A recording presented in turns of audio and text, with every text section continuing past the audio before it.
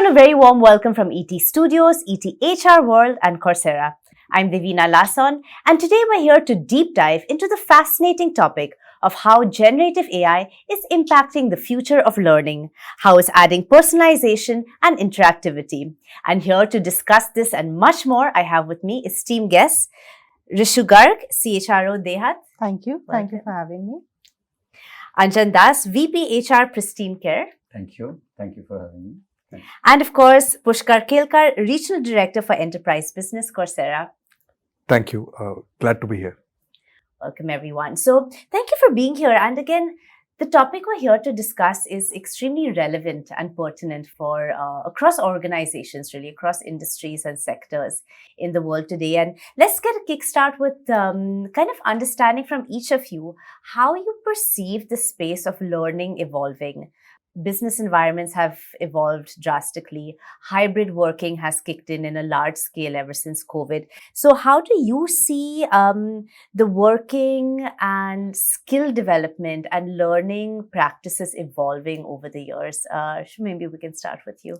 Yeah, I think over the years, from learning has moved from just a traditional classroom and, face-to-face trainings to now anytime, anywhere. And, it has become really easy for people to search for topics and, to scout for learnings which are relevant to them. And what I see going forward is with the advent of AI and ML is that a lot of content and curriculum which was, getting generated based on feedback that they were getting from people and learners across the world. The generation of this content and curriculum has really,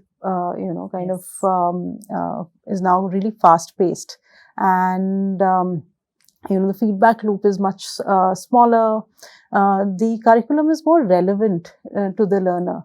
Understanding, what part of the curriculum or what is the specific need of this person. I think because of AI, it's now much more personalized. It's much more simulated. It's interactive. It kind of, gives you instant feedback on things you're doing good at and, places where you need to learn a little more. So I think in that sense, over the years, learning has become, again, as I said, anytime, anywhere, and much more personalized. Yes, absolutely. And we'll get back to you on some experiences maybe you can share that you have with that. But before that, Anjan, your views as well on how the whole space of learning has evolved over the years. No, I think what Rishu said, absolutely correct. If you see, right, okay, even I have seen that journey, especially in the learning organization, to understand the skill. We used to do paperwork in TNI, right? Yes. Okay. I think that's moved to technology right now. Yeah. Right. Okay. Mm. You used to give the classroom training program, right? You moved to the digital, taking help of obviously AI and ML, right? Typically, right? Okay. So that is the operational level changes we can see, right? Okay. But most importantly, right, which impact for the organization, right? Okay, I would say. So let's see any talent, right? What skill gap he has, yes, right, to achieve the organization goal. Yeah. To understand that very, very important.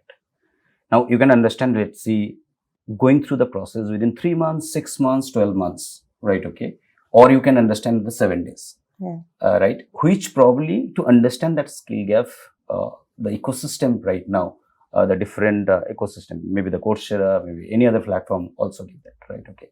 So I would say, I think there's a huge transformation and huge evolving the process itself, yes, right? Yeah, okay. Yes. As an ecosystem is running across the world. The another way, audience-wise, typically if you see the Indian ecosystem, right? Okay. Even for our organization like Pristine Care, right? Okay. Average age of 27. So they're very fickle-minded, right? They don't have patience, right? Okay. So what they will do, if you probably give them classroom, right? Okay, they will do WhatsApp with friend groups or something, right? Okay. But if you continuously give them something that's digital, right? Okay, and very innovative way, maybe some gamification, some cartoon or something. It's not just reading the content, right? Okay, that will impact much more to the audience, right? Okay, and once you have done that, you have to do assessment also to understand the gap. So ecosystem directly giving the assessment output also that these are the gap the person has, and that's how probably you can personalize another content or the curriculum for the people. Absolutely. Right? Okay. That's how I believe this AI and ML has just changed the ecosystem for us. Yes, and we're going to get your thoughts on all of what you've just laid out very articulately, actually, the entire journey of where it starts and where it goes. And Pushkar, would you like to add something here? So I'll just, kind of add on to what, my co-panelists said, and in two parts, right? So one is the evolution of learning per se in a corporate organization. It has primarily moved from an open catalog based, approach with traditional classroom and to possibly a guided learning. And today, we're more talking about skills based learning.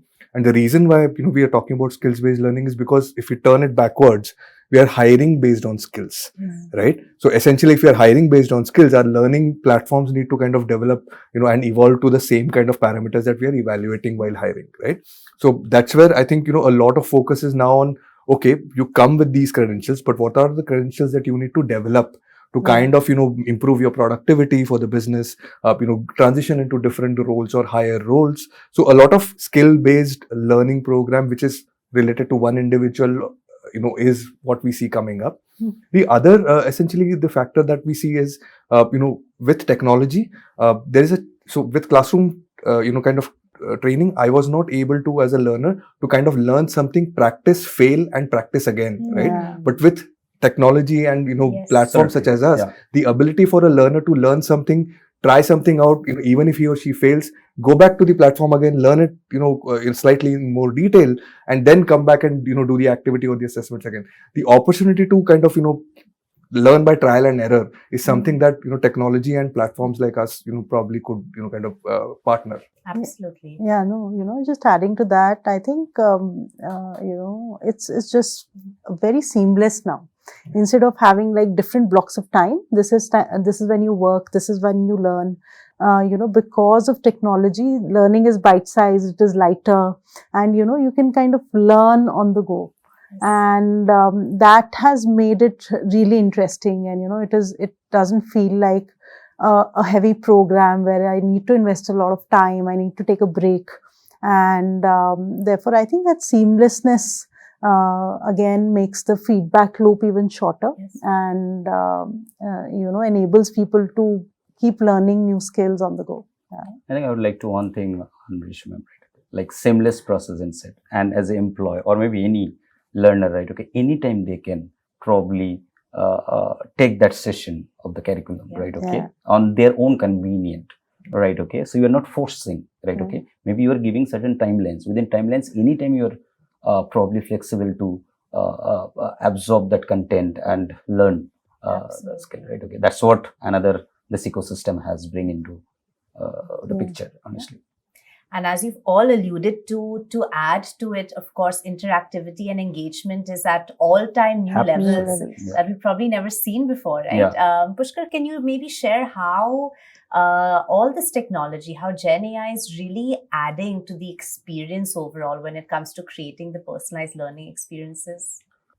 Sure, of course. And, like I said before, I think the ability to kind of design the learning programs based on one's needs and objectives, tying it to the business objectives, is where what we are seeing basically on a platform is that we've developed tools such as skill sets, where you could actually understand what a data analyst needs to kind of be proficient at, identify those 5 to 6 skills. If you feel as an organization, I need a 6th skill, which is a communication skill or presentation skill that I need to add into, you could build that on our platform and kind of make it enable it for your learner. The other thing that we see is, while learning is still self-paced, through a platform like us, there is a little bit of, kind of interaction that one needs, and to which, we've kind of made utilization of Gen AI capabilities and built in a AI-based coach onto the platform itself. So say today I'm a middle manager and probably a first-time manager, and I want to learn that, how do I resolve conflicts, within my team. So that's where, I learn about resolving conflicts from, say, a University of Michigan or, an INSEAD. And then I imply my personal situation that, I have a team member who possibly, talks more, someone who talks less. How do I kind of manage this ecosystem within my team itself? That's where our AI coach will come into the picture and kind of, build in a personalized response to it based on the content that is on the platform. And on our platform today, we essentially have learning from faculties from top business schools such as INSEAD, Wharton, Stanford, and then, in India from IIM Ahmedabad and ISB, right? So it collates all that information and gives you a very personalized response. The other thing that, we have built in on our platform is an AI course builder. So for L&D leaders such as you and your teams and the managers of, various functions in your organizations, you could actually create custom programs, bring in your own content, take something from Coursera, and then build out a whole course with an assessment tool at the end of it. So essentially, this makes it personalized through an AI coach for the learner, and then it makes personalized through the course builder for the organization. So that's a couple of examples that, we can bring to the table. Great, thank you. Anything to add to that? Yeah, I think adding to what he said, because these courses are now available to everyone, I think it's education and in general learning has brought in a lot of equity. Otherwise you would have access to certain institutes only if you are either studying there or you are present in that location. But now with platforms like Coursera, I think if you know that this institute is famous or known for these skills, and you have a program available, and you can interact with the community of people who's doing that program. Absolutely. You can interact, as he said, with professors and coaches who've actually made those modules, and that that access is very powerful. Yes. And another level of interaction that most of these platforms have brought is what are people who enroll for this course, what other courses are they learning? So the platform recommends more courses that may be relevant to you. It kind of builds in nudges and a community to kind of make it engaging. Yeah. So it's not like a one-way reading material, but it is kind of a partner with you on the journey. Yes. So I think that again makes the learning stick overall. People really actually find these platforms actually helping in upskilling as compared to just gaining knowledge about a subject. Yeah. So I think that's something that that's very powerful. Very powerful. And Anjan, as you touched upon already, the other way in which the skilling and learning processes are taking shape is through sort of gamification, right? And VR, ML, of course, is completely again changing the paradigm of how it's presented. So anything, can you share how you've experienced immersive technology in enhancing the quality of the learning process? Okay, so I want to take one example, right? Okay, let's see in the organization, there is a department like you were saying, right? Okay, especially for the data analyst, right? Okay, somebody is a MIS, right? Okay, very probably the person knows how to run Excel or advanced Excel, right? Okay, now he or she is working almost 2-3 years with the organization. Now he or she knew everything about the organizational process, right? Okay, who is function, who is data coming from where, right? Okay, it's typically the digital company, one strength is data you do have, right? And these are the people digging that data.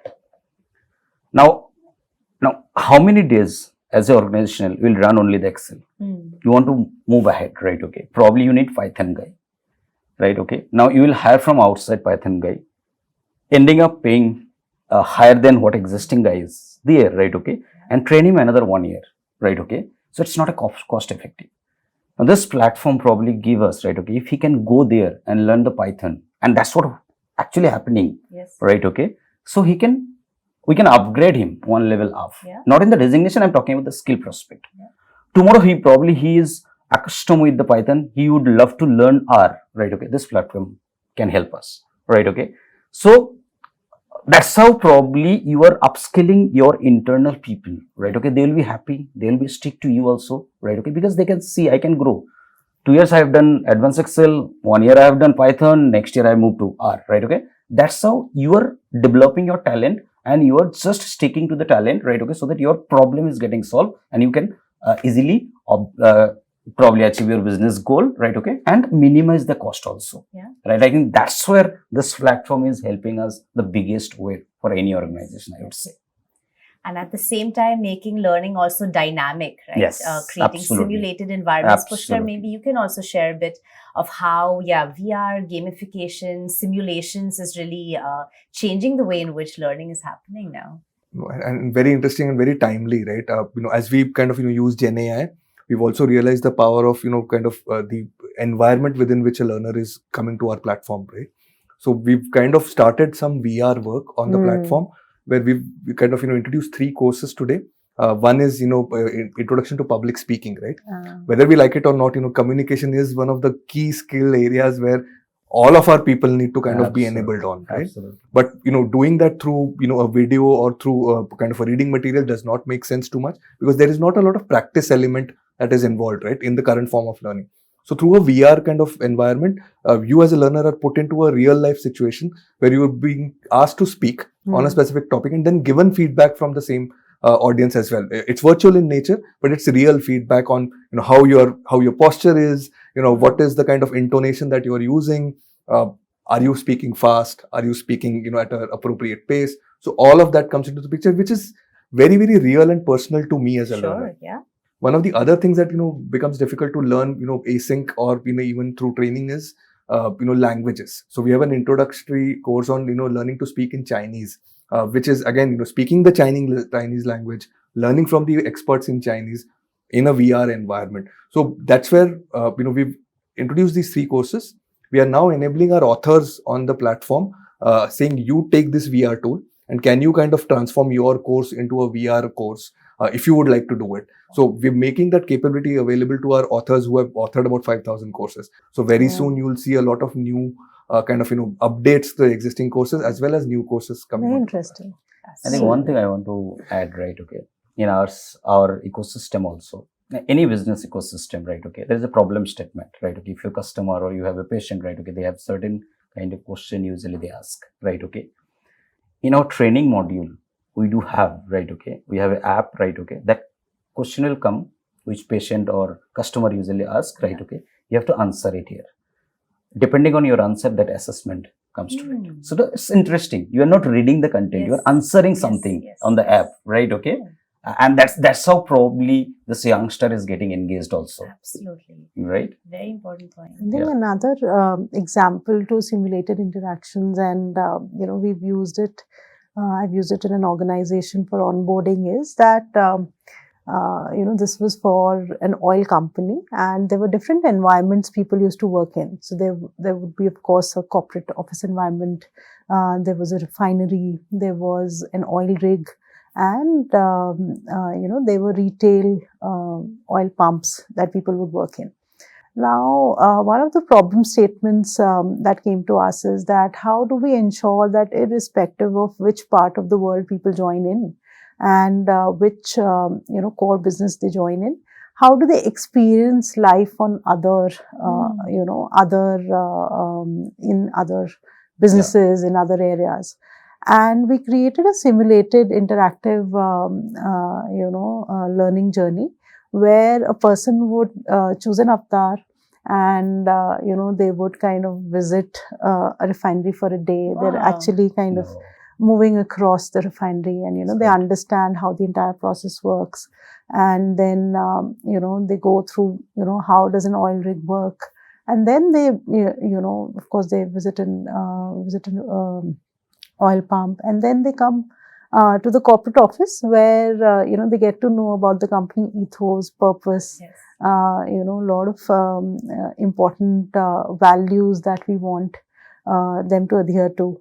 And what it did was that the initial 2 weeks, where the company is trying to make a very positive first impression, where you want the person to understand the culture of the organization.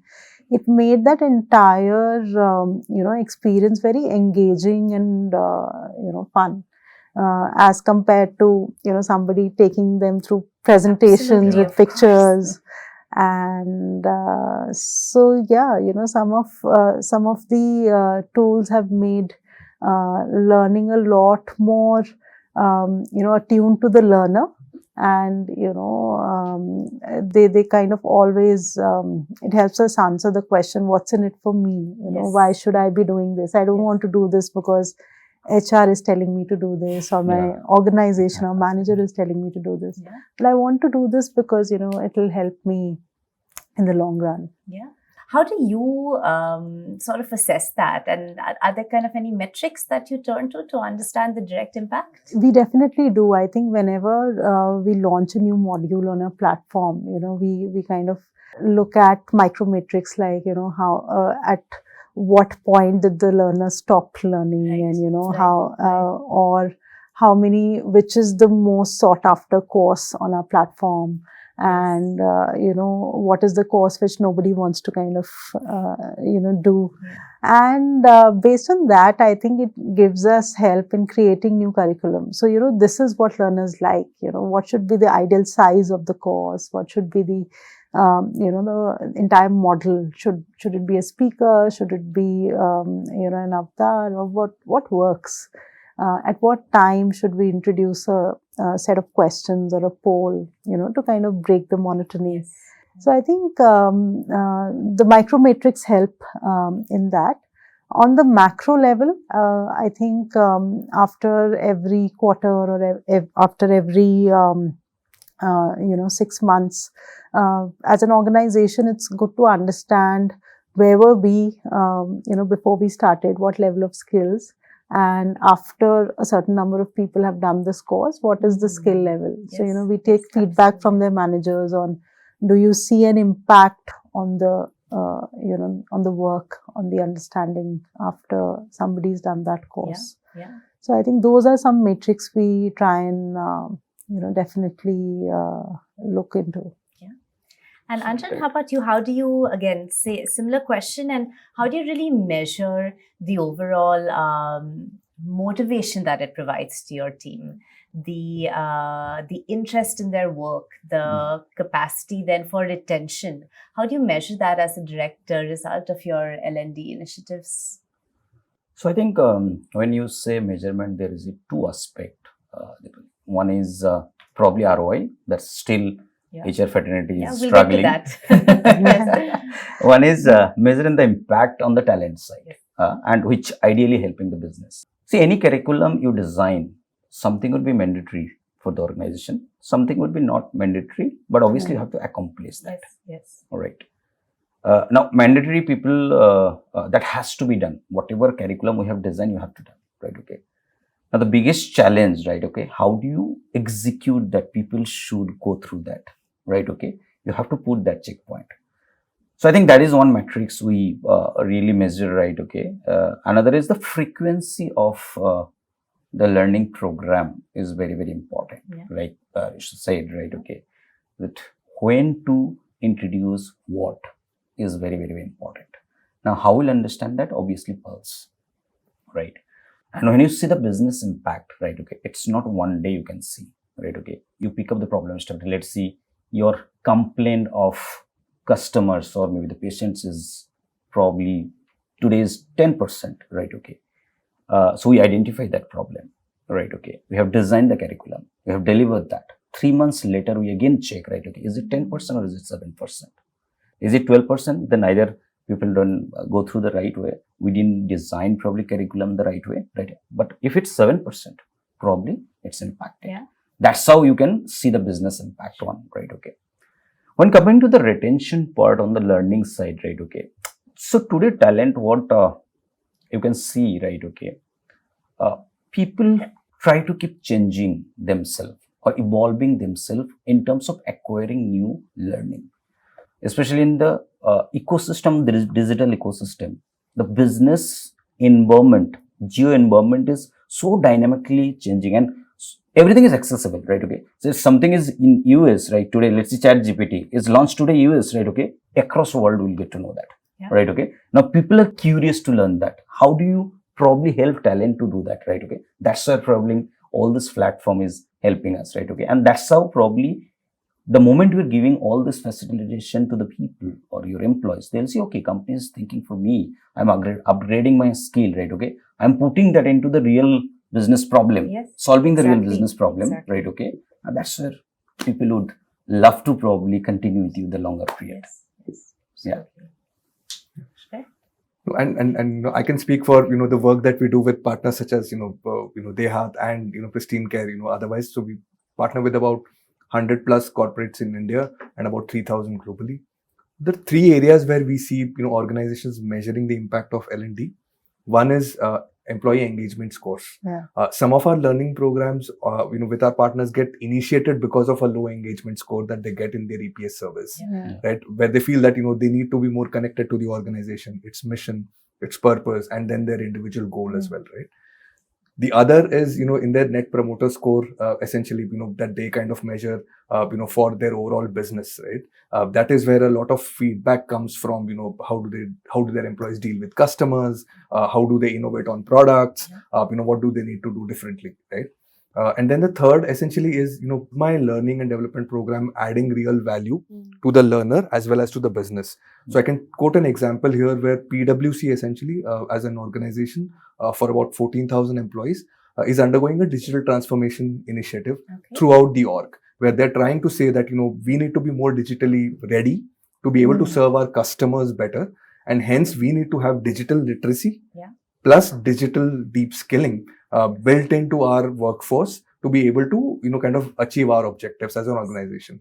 So they've created an initiative called Digital Labs, where a lot of learning that happens for their 14,000 employees on Coursera, the employees then end up creating tools and, kind of apps which help their businesses overall, right? When they do their research, when they do their, solutioning for their customers. To date, I think it's about a year down the line for PwC in our program. Their employees have created about 650 assets in the digital labs, which are related to their business. So that's where an employee feels that I am connected to my business as well, and I am connected to my growth through this program as well. So inclusivity for an employee through the learning development program is also a very useful metric sometimes that organizations can leverage. Absolutely. I mean, to your point, and thank you all so much for this conversation. We've gotten really deep into how Gen AI is impacting the learning experience from A to Z. And as we slowly come to a close, Pushkar, to your point, when there are such initiatives implemented in organizations, surely this is a boardroom level discussion, right? So at the end of the day, as leaders in your respective fields, how do you make this overall a business proposition as well? And how do you understand, as you're also talking about, Anjan, the business metrics to how your L&D programs is impacting the organization? So maybe you can. So I think if I talk about Dehat today, as you were talking earlier, the beauty about agriculture, and especially agriculture in India, is that every few kilometers the crop changes, the weather changes, the soil changes, right? And we know to service our customers well, to service the end consumer well, we need to deeply understand the environment that they're working in. So the biggest business proposition is that until we are skilled at the domain that we're working in, we would not be able to understand our end customer and deliver our purpose. So in that sense, the leadership team and of course, one of the most often discussed topics is how are we ensuring that our people are skilled to do what they're doing, and how are we ensuring that they have all the tools and resources in terms of learning, to excel in their roles. We want them to do well. We know that if our people do well, it's only then can we serve our customers well. So there is a big this is a big item on the agenda for the organization, and therefore like any other business focus area, there's a lot of discussion that happens around resourcing in this area, ensuring there is adequate budgeting in this area, and there's a lot there's enough leadership attention in this area. Leading by example, a lot of courses the leaders do themselves, or they deliver themselves, so that the organization sees this as a priority. Yes. So I think that's something that we're trying to do at the heart, and it has helped us to create a very deep learning culture. Because every few months, as the season changes, as the crop changes, we need our workforce to keep skilling, reskilling on what our customers need. Yeah. Anjan, same thing. On a closing note, how can you encapsulate how organizations can really understand the business and the business metrics behind these various L&D initiatives? So I think in our case, we are very sensitive business, right? As a Pristine, we perform the surgery for the patient, right? Okay. In the ecosystem itself, we are the asset-light model. So we don't own any hospital, right? Okay. We are kind of renting the OT from existing hospital and clinic, right? Okay. And we just transform that clinic to the better experience on the infra side. We have a doctor's qualified medical expert, doctors, right, who's performing surgery, the huge experience, right? Okay. And we have a hiring criteria also, by the way, for a doctor, right? Okay. Maybe 6 years, 7 years, certain category would be 10 years, some certain category would be 15 years, experience should be there. Then only we can onboard in our ecosystem, right? And typically as a medical, right? Okay. There's a multiple segment. We do surgery, probably we perform surgery for ENT, we perform surgery for gynecology. Under gynecology, probably there is a 5 different categories, or maybe disease type, you can say. The similar way ortho, we do have varicose vein, right? Okay. Now, while you are having the conversation with the patient, right? Okay. First and foremost thing, one is the information you are giving, that should be the right one. Information you are capturing should be the right one. The doctor, what information is sharing, it should be the right one, right? Okay. The another way, right? Okay, because as a core value, we have a patient obsession, right? Which means you have to give the right experience. The experience starting from the first conversation to discharge, even the post-discharge follow-up also. Like Reshu said, we have a strong leadership which owning all this process. We are very clear about giving the right experience, which probably also saying, right? Okay, that how you will increase the NPS or NPS of the patient, right? Okay, we are very, very brutal about increasing it, right? Okay, and we have just sent one right now today as a Pristine Care. One thing we breathe every leadership to everyone, right? Okay, that patient obsession or patient experience and patient first approach should be there, right? Okay, whatever, doesn't matter doctor, doesn't matter you're sitting in office as admin boy, everybody will say, right? Okay, we believe that patient should be the first safe, right? Okay, and be happy for them, right? Okay. Now, this information cascading to the team across, probably today we are on 2,500 members team. We have a global presence today. It's very tough.